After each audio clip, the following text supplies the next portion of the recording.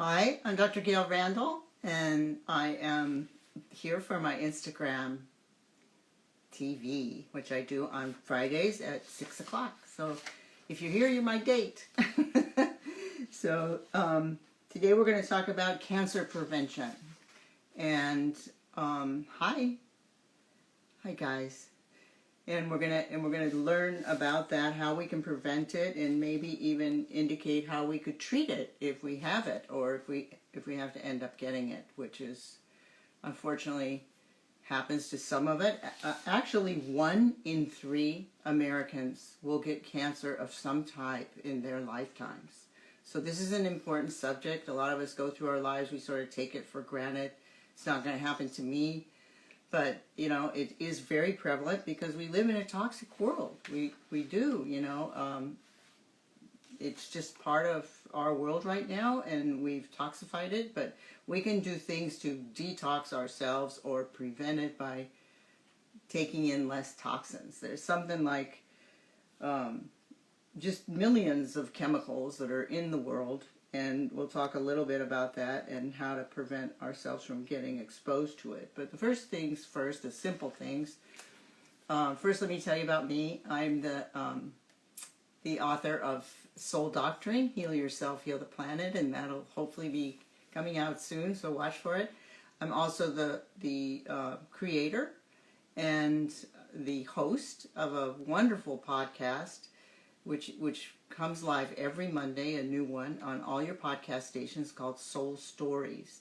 And the purpose of that podcast is to bring on people that have done things to really change the planet, to shake it up for the benefit of the planet. And we talk about things like that, and every Monday you get a new one of those. So check it out on all your podcast stations. It's great. It's been so much fun. And we're up to, I think, 20 now. So we're doing really well. So like I said, 1 in 3 Americans will develop some sort of malignancy sometime in their life. Oh my goodness. So we have to do a lot of stuff. We have to, you know, eat well, and we'll talk about what that means, and we have to get checkups. Most of the cases of cancer are because of some sort of environmental pollution. Now, whether that's something we do to ourselves or something that comes from the outside, that's a well-known thing. So we want to, and it causes what's called epigenetic damage. So this is a really interesting comment, you know, epigenetic damage. What does that mean? Well, there's a certain sort of genetics that goes along with your mitochondria. And this happens with diabetes as well. So if a person has diabetes or is obese or is pre-diabetic, they change their genes, their epigenetics, that are associated with mitochondria to be diabetic. And then they will give rise to diabetic obese children. So if they're obese and diabetic, their genes change, their epigenetic genes change, and they give rise to diabetic children. Now, if they happen to change their ways and lose weight and reverse their diabetes, which can be done through a proper diet and exercise primarily, then their genes change back. You know, so this is the beauty of the body. You know, it might change into something that becomes dangerous, but it can change back. So this gives us hope for cancer too. Can we change those epigenetic changes back, you know, so we don't give rise to children with cancer risk? So that's an interesting thought. And it's mostly preventable, like I said, through lifestyle changes. So that we're going to talk about that in more depth. So your regular checkups, let's just get simple and sensible first. You want to get regular checkups. If you're a woman, you have to get your GYN checkups. You have to get your pelvic. You have to get your Pap Smear. But also the breasts. You have to have either a mammogram or an ultrasound or a thermography. Although the mammograms are called standard of care, more and more we're doing thermography and ultrasound as well for people that don't want the radiation. But breast cancer is the most common cancer still. So that's really interesting too. Why is that? Well, it's a gland. You know, the breast is a gland, And I don't know if bras are involved, but it is a gland associated closely with lymph nodes, and then we wear these bras that sort of hold those chemicals in there. So it's not a bad idea to massage your breasts and move the blood out of there when you remove your bra, when you come home, or don't wear it for more than 8 hours. So that's a thought. The Pap smear is essential because the cancer that comes from that is from the HPV virus, and it causes a pretty invasive squamous cell type carcinoma associated with HPV. So you got to get the Pap smear to make sure you're not getting that. A lot of the young women are getting vaccinations now against HPV. So that's a personal choice. Always with vaccinations, it's a personal choice, but they start about age 16 and up. And it can prevent people, especially in areas like Africa where HPV is so prevalent, and people die from it. People die from that kind of cancer on a regular basis. These vaccines are lifesavers. So don't just say poo-poo it and not think about it at all. Men, on the other hand, need to have their prostates checked on a yearly basis, and they should get a prostate-specific antigen, which is a blood test, and then also get a digital examination. And if it's large, maybe an ultrasound or something like that. So, and then all sexes need to get a colonoscopy at age 50 and make sure you don't have polyps. If your family members had polyps or cancers of the colon, you might want to get your colonoscopy sooner, and just make sure you don't have it. If you're good risk and you have no family history, you still should probably get that one colonoscopy at age 60, but a lot of people are using Cologuard now. Cologuard is a test where you can be tested. You just send your poop in and they test it, make sure you don't have any cancers in there, and that you have to do that on a yearly basis as well. The other thing that a lot of people don't think about is mouth cancer. So be sure that your dentist checks your mouth fully, or your doctor doesn't just look right past your mouth into your throat and not check your mouth, because that's a very serious kind of cancer, and that needs to be checked on a yearly basis. And skin cancer, a lot of people don't think about skin cancer. And back in the day, we would oil ourselves down with baby oil and roast, right? We would, we didn't really think about it. We didn't really know about it. But there's breast cancer being the most common is 284,000 new cases per year. Skin cancer is 200. So it's a very common cancer. And if let go, it does kill people, So you want to get your total body check, where your doctor or your dermatologist looks at your whole body and checks everything and makes sure that you don't have any precancers. They can be removed real easily, frozen off, before they get worse. So get it before it gets you. And so these days we wear sunscreen and hat and sun clothes, and it's not a bad idea, but if you do all that, remember to take your vitamin D, because that's anti-inflammatory and that's anti-cancer. So all this stuff. So prevention.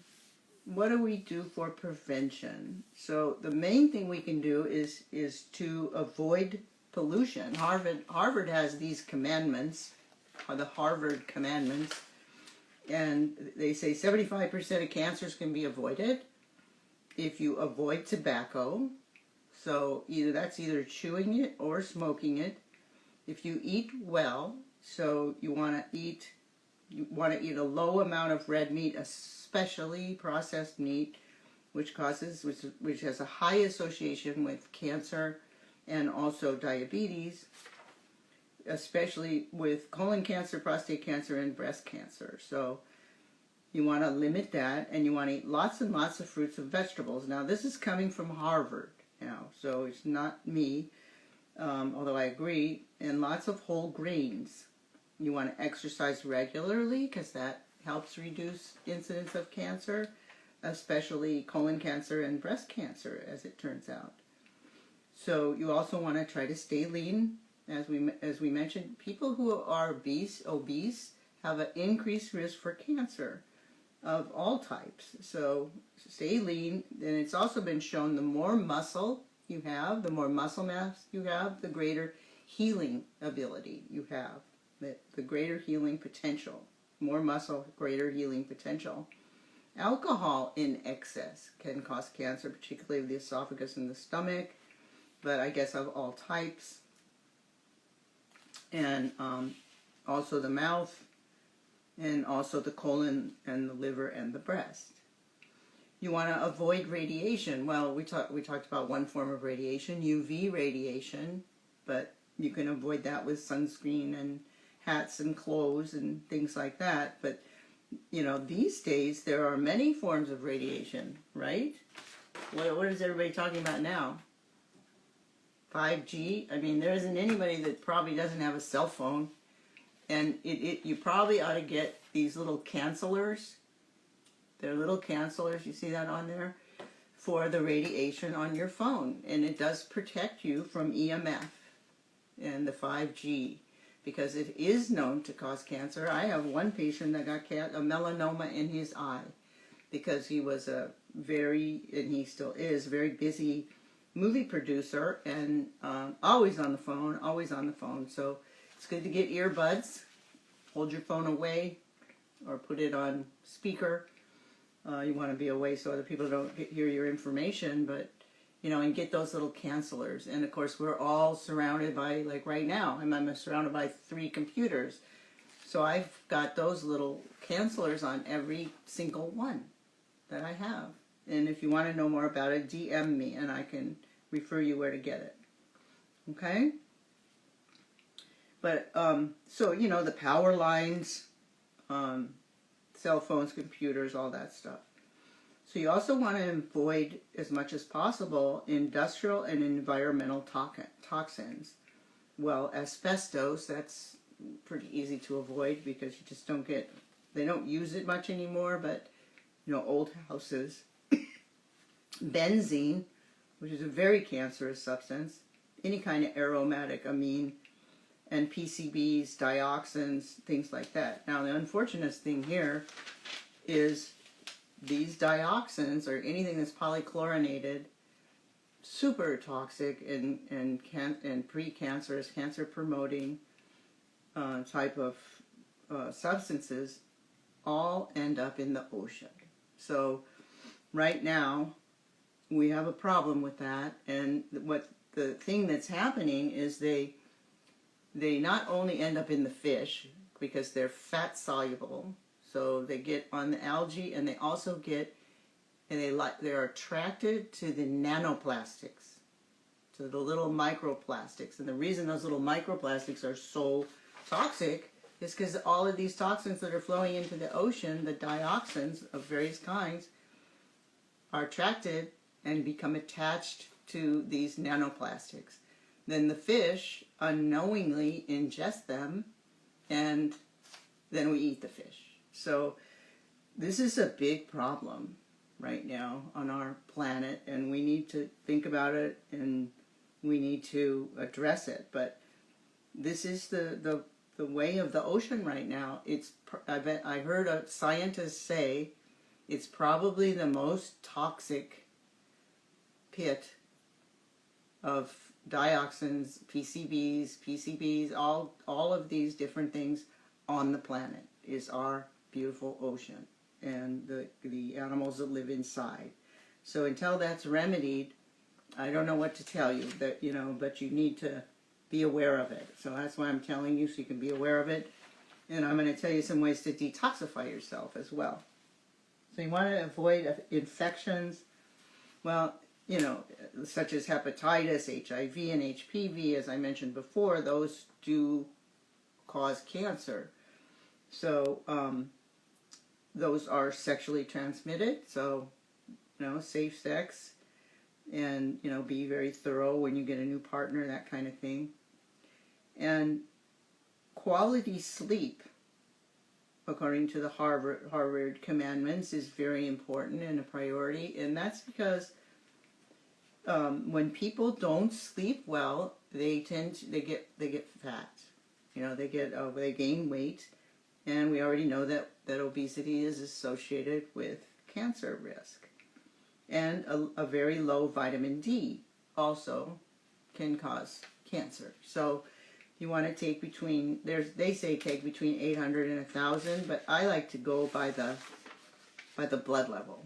So most of my patients end up on 5,000, depending on their blood level, because I like the blood level to be somewhere between 50 and 80, and that's the most anti-inflammatory level. And if it's anti-inflammatory, it's anti-cancer also. So another way to prevent cancer is keep your gut healthy. You know, I love the gut and the way that it works and to protect us. Emran Meyer, my colleague, he wrote a book called The Mind-Gut Connection, which you may not be familiar with, or you may be, but if you're not, check it out. It's a wonderful book and explains in detail, you know, exactly why that gut is, you know, part of your immunity. He recently wrote a new book called The Immune Gut Connection, and I think it's called Immune Gut. Let me see. He's an amazing guy. The Gut Immune. I'm sorry, I had it backwards. The Gut Immune Connection. So, you know, that, and he goes into much more detail than in the first book as to why your gut is actually 70% of your immunity comes from your gut. And I can testify to that, because I've always had a great gut, I've always had a great immunity. And when I moved into my dream house in 2016, I think a couple of years I was there, went to my son's for Christmas, I came home, and my house was flooded with sewage. Now, I don't know if any of you know about a sewage flood, but it's more poisonous than almost anything, because it aerosolizes, and when they come to remediate your house, try to get somebody after Christmas, doesn't work, but when I did finally get someone, I mean, I got out in 3 days, which I thought was pretty good. Well, it wasn't good enough, because I got contaminated, my whole house got contaminated, and then when the guys came to remediate, the dry down people, which I want to give a little plug to because they're amazing. Call them if you need it. Look it up online.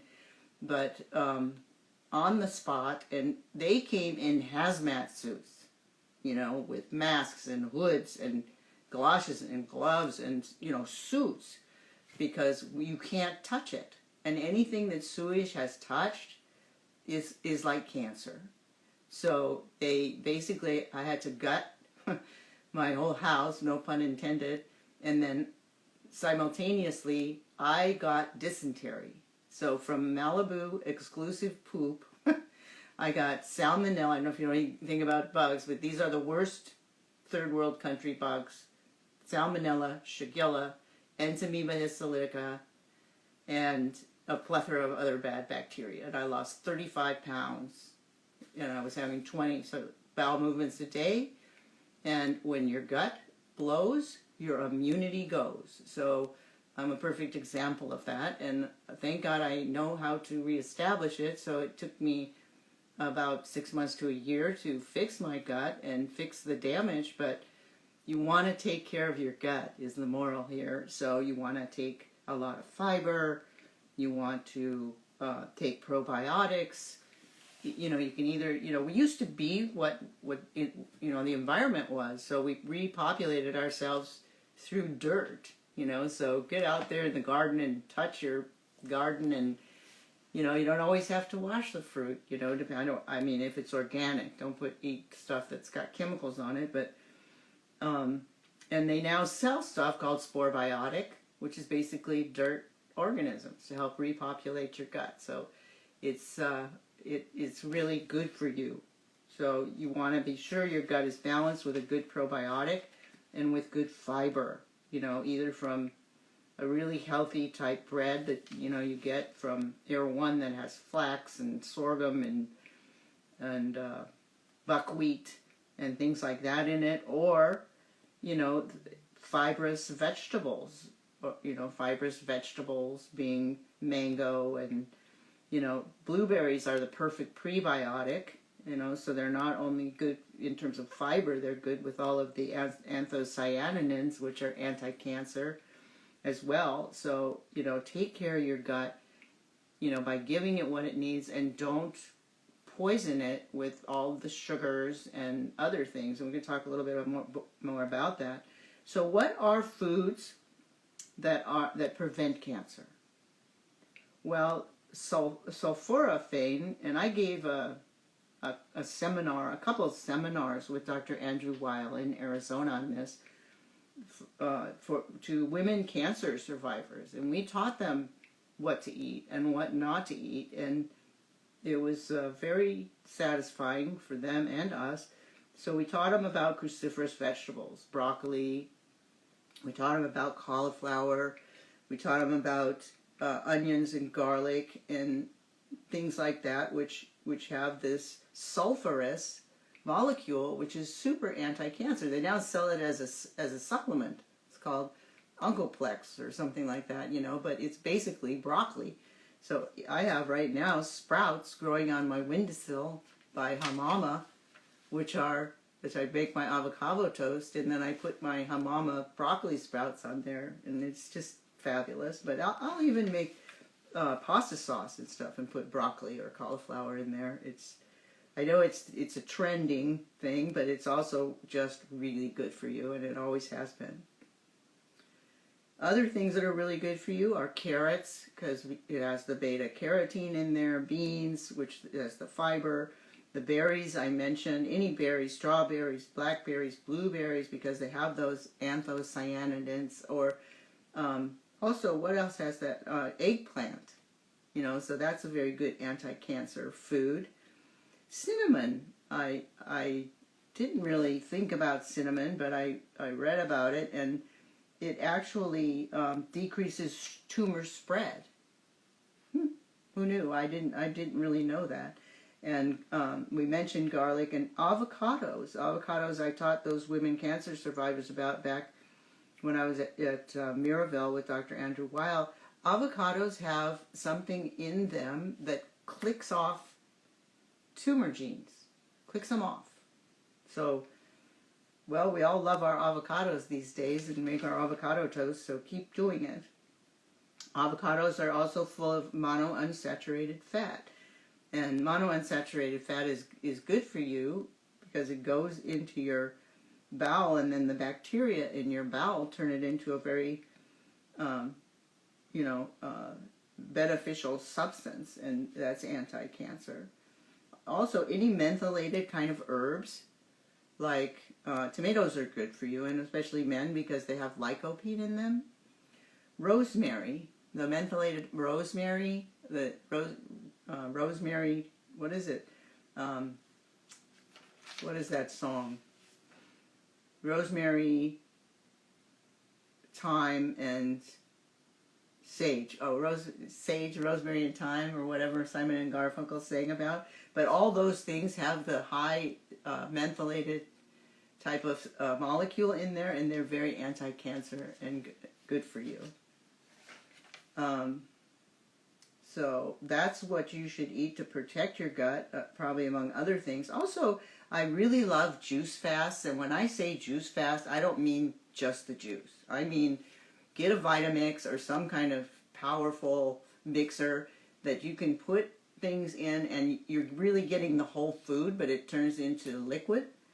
And whir up a bunch of greens, the really anti-cancer ones, and they also remove the toxins, because it's the toxins that damage your DNA and cause the cancer. So I'm going to give you my formula that comes from Randall's Rainbow Detox, which is another way to do it. You should probably detox at least yearly, if not quarterly, and you either do it with Randall Rainbow Detox, and you can call the office.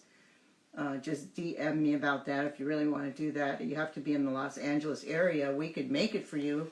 It's all organic. It's 100% vegan. I'm going to give you this. I'm going to give this to you as a gift because I want you to be well. You're my followers, and the green drink is probably the most detoxifying. So you get cilantro and parsley, which really gloms onto those heavy metals and toxins and takes them out of your body. And then collard greens, dandelion greens, spinach if you want. Not everybody can eat spinach. And then add an apple or carrot to make it, palatable. And here's the secret. Here's the Randall Wellness secret. Add a little jalapeno and mint.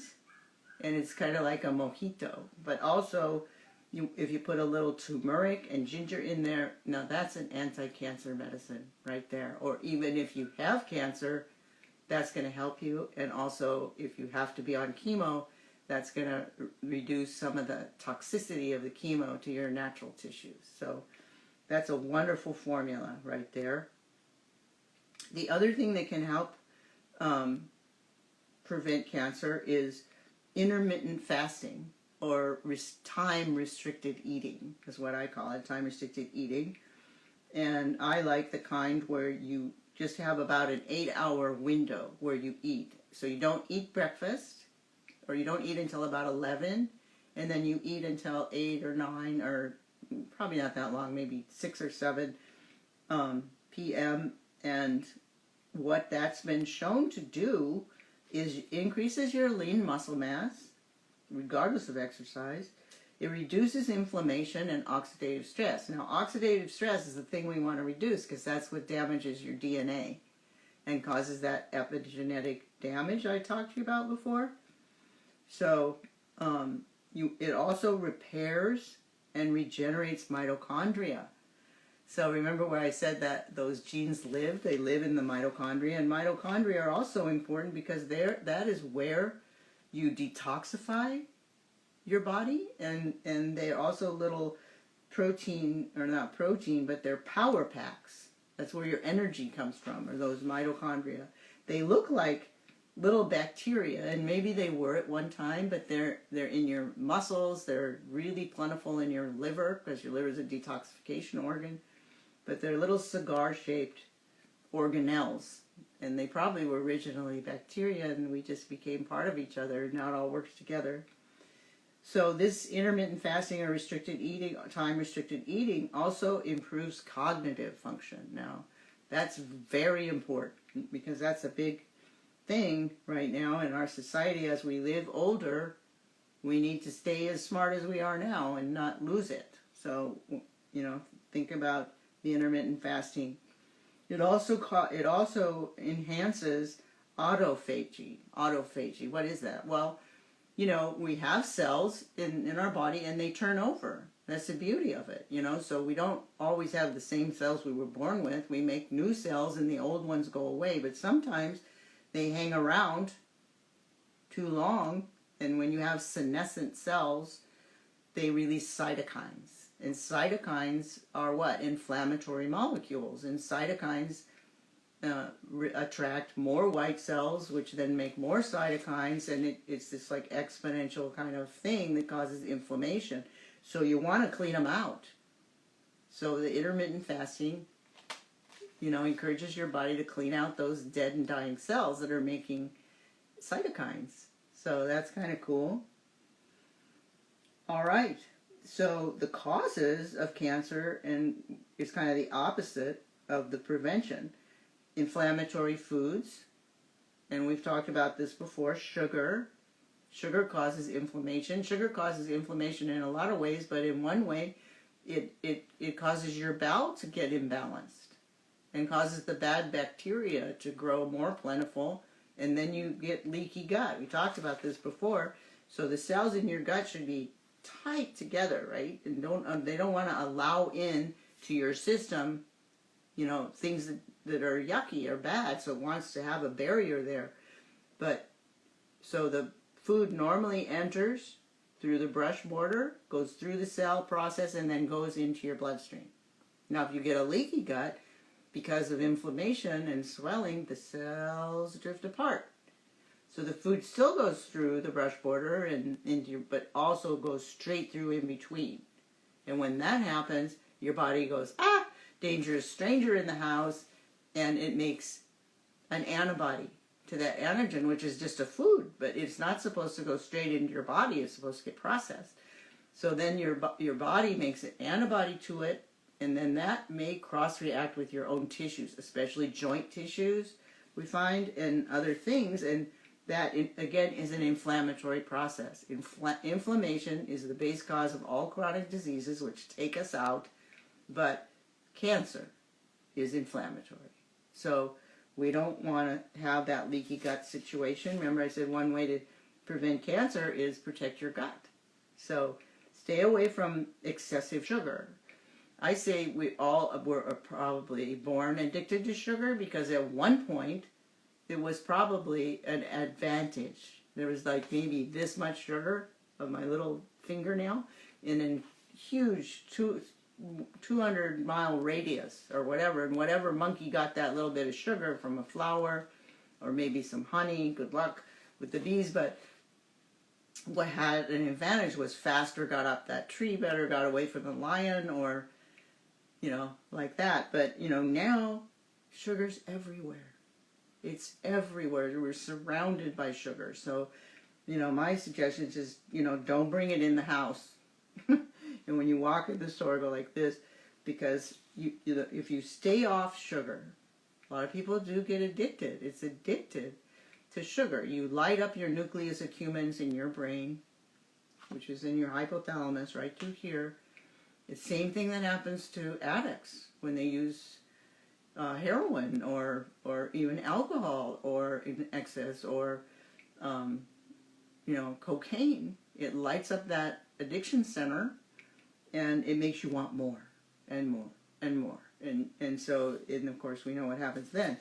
So if you stay away from it for about a month, you lose your craving. The activity in your nucleus accumbens goes down like a dimmer switch. And then you no longer have those cravings. You no longer want it. As a matter of fact, my grandchildren think I'm crazy because they go, "What kind of cake you want, Grandma?" And I said, "Well, you guys choose, because I don't really like cake, or can we have fruit or a fruit tart instead?"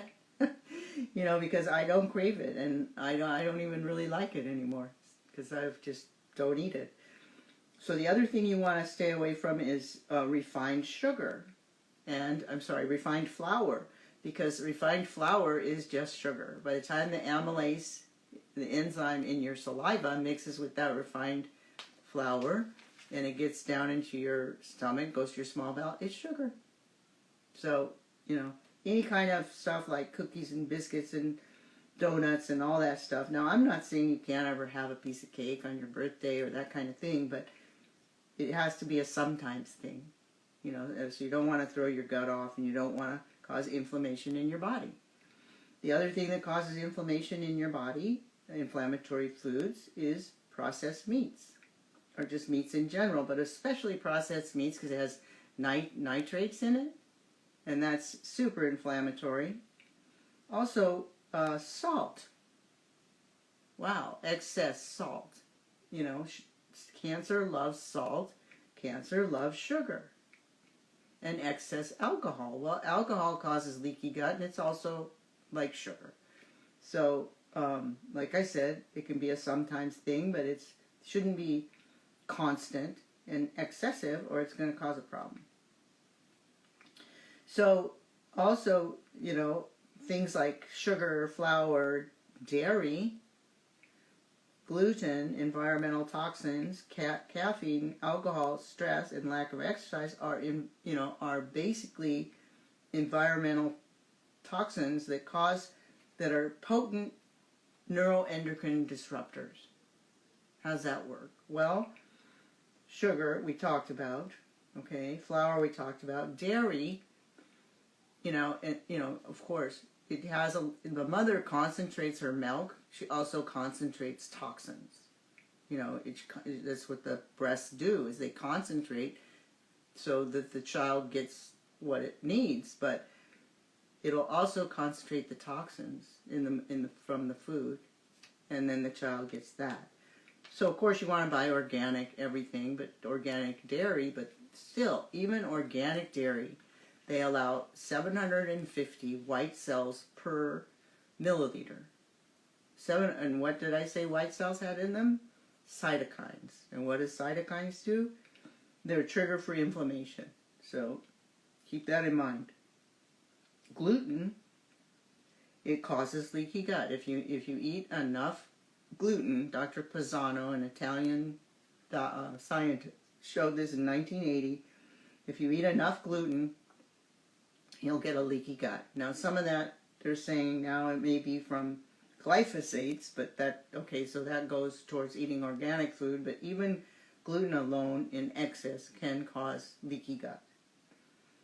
And then we talked somewhat about the environmental toxins. Caffeine, I guess, is also a hormone disruptor.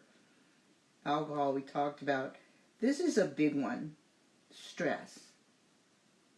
When you're stressed, you really are predisposing yourself to cancer, because stress creates all kinds of chemicals in your body that actually come from you.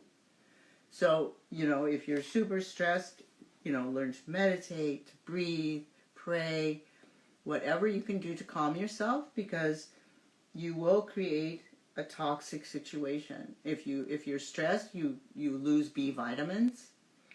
You can't make DNA out of RNA. RNA is the imprint, is the blueprint to make DNA, and that's how you heal, or to repair those little damages that happen from the multiple pollutants we're exposed to. So you need B vitamins, because the B vitamins encourage making DNA out of RNA and healing. You can't heal without DNA and B vitamins, which catalyzes it. So I was talking before, what's the most common cancer? The most common cancer is breast cancer, as I mentioned before. 284,000 new cases a year. Then lung, and I don't know how much of that is from smoking or air pollution. I don't think they divided it out. Prostate cancer is number 3, and colorectal cancer is number 4. But like I said, that didn't even include skin cancer, which is 200 new cases per year. So another thing to avoid that is cancer promoting are inflammatory oils. Well, what are inflammatory oils? Inflammatory oils are, in general, refined vegetable oils, like soybean, canola, safflower, sunflower, peanut, any kind of vegetable oil that's been refined.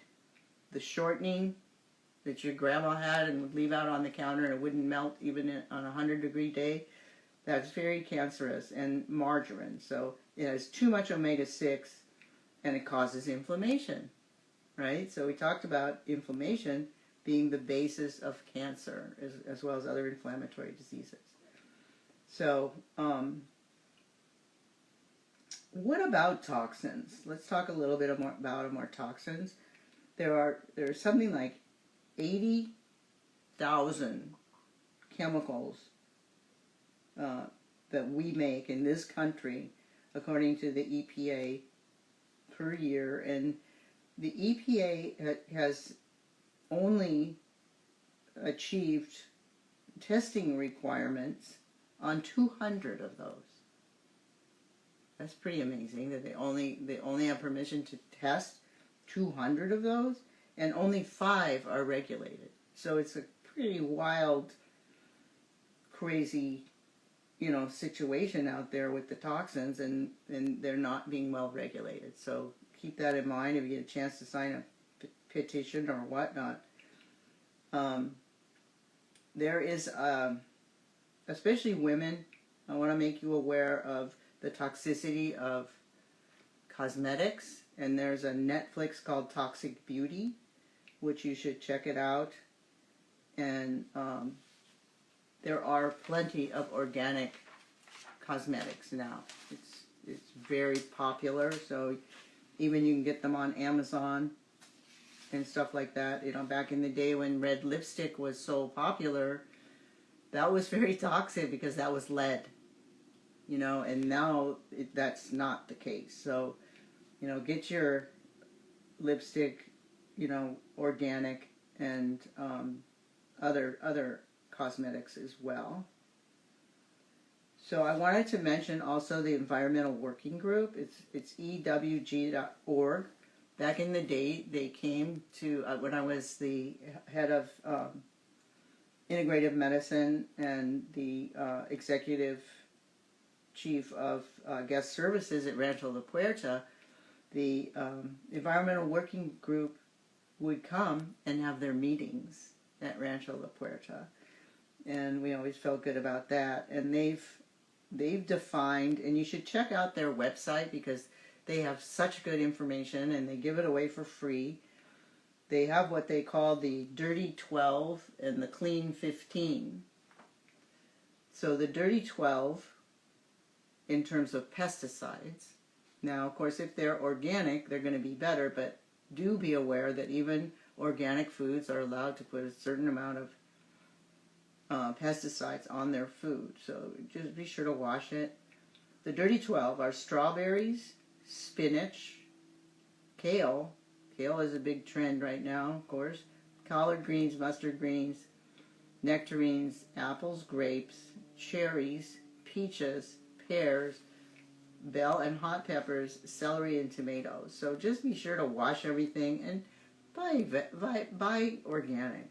You know, I just can't help but encourage you to do that. I mean, I've been encouraging my patients to do that for several decades, and they would tell me, Dr. Randall, I can't afford organic food. And I'd say, you can't afford not to. And now we know, because the toxins cause cancer. So, and now, look at Walmart, look at Costco. There's tons of organic food all around, and we made it happen by voting with our dollar. So, look how powerful we are. We can do that, and that's how we can band together. So the Clean 15 for the 2021 are avocados, sweet corn, pineapple, onions, papaya, sweet peas, broccoli, cabbage, kiwi, cauliflower, mushrooms, honeydew, and cantaloupe. So that's the Clean 15. But do look up ewg.org. They also have this amazing shopper's guide to pesticides in products, not just food, but all products. And you can put it on your cell phone. And so you'll always know what you should eat or buy or not buy. Also, I just wanted to share, because everybody has their food pyramid, you know. So my food pyramid is more flat than most people, because what I really feel is the things that we should eat the least, and I know, which I've already told you today, are the meat, especially processed meat, and sugars, and refined flour, refined wheat flour, but even refined like avocado flour, or I'm sorry, almond flour and cashew flour. Yeah, that's better, especially if it's organic, but it's still refined. And if anything is refined, it's ground down into a little powder, and then it's easier to digest. So anything that's easier to digest turns into sugar, easier. So, you know, it's better to eat the whole food, but if you want to have a sometimes food that's made out of, you know, something like sometimes cookies that are fruit juice sweetened and made out of almond flour or something like that, okay, you know, do that, and maybe put some nuts in them so you're counterbalancing the sugar with some protein, and it makes it less glycemic. So those are the, you know, the top of the pyramid would be the sugary stuff, the biscuits, the cookies, the anything super sugary, and meats. So after that, you know, I think most food is pretty good, you know. So in the top also, you know, would include bread, unless it's that really healthy, heavy kind of bread that I mentioned to you early, or with, you know, made out of brown rice and sorghum and flax and buckwheat flour. When you hold that loaf in your hand, it feels like a baby, you know, because it's so heavy, but I mean, it's delicious. And I make my avocado toast with that. So the next thing on the pyramid would be your fruits and your starchy vegetables. So fruits are a little more sugary, but they're definitely not out of the picture, or should, like, they're not a no-no. The only fruits that would be a no-no would be dried fruits, because they're very sugary. But otherwise, fruits are very good for you. They're full of antioxidants, and they cancel out those free radicals that cause the DNA damage that causes the cancer. So fruits are great for you. And then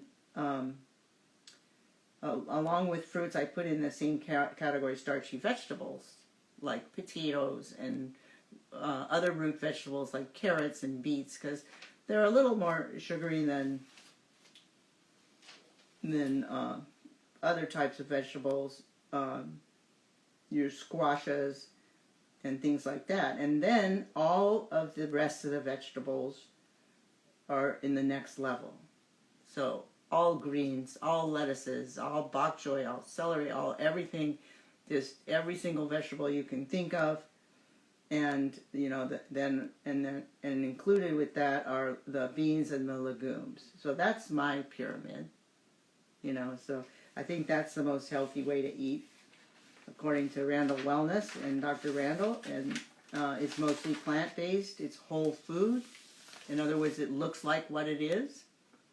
So oatmeal would be a whole food, and something like a biscuit would not be. So or a muffin would not be a whole food.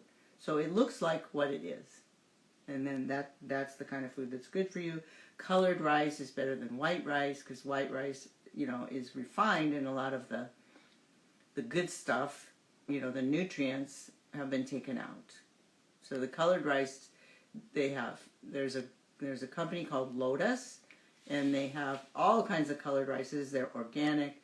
There's purple rice. It's so purple it looks black, and that's really good for you. It's called forbidden rice. They have volcanic rice. They have pink rice. They have green rice that's so beautiful. It has the same nutrients as the color of the food that it is. So the green rice has green nutrients in it, and it looks like jade. It looks like jade pearls. It's called jade pearls, and it makes me want to make jewelry out of it. It's amazing. So check that out. And then if you do want to eat noodles with your pasta, they're really good at this now. They have them made out of lentils and chickpeas, and there's no need to eat gluten anymore. So they really have improved our alternatives. And milk, I prefer oat milk the best, but that's just me. But they have coconut milk, they have almond milk, they have cashew milk, they have many kinds of milk. And just try to do it unsweetened, and it's good for you. Okay. So I'm ready to take questions now. If you guys want to ask me anything, also remember you can DM me and ask me anything. I love questions. That was kind of fun. I know there's a lag on Instagram, so I'll give you a second. If you have any questions about how to prevent cancer, what might cause it, what might prevent it, what would be good, what's not good.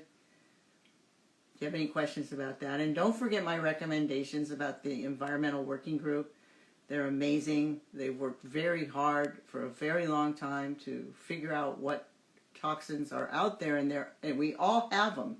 So the deal is to keep our teapots below boiling point. So do the cleanses, do the detox, so that we don't boil over and turn into something bad, right? Okay. All right, you guys. Oh, thank you, India. I love you too. I love you all. Okay, guys. Don't forget to DM me your questions, okay? All right. Hearts to you. Hearts to you. Bye now.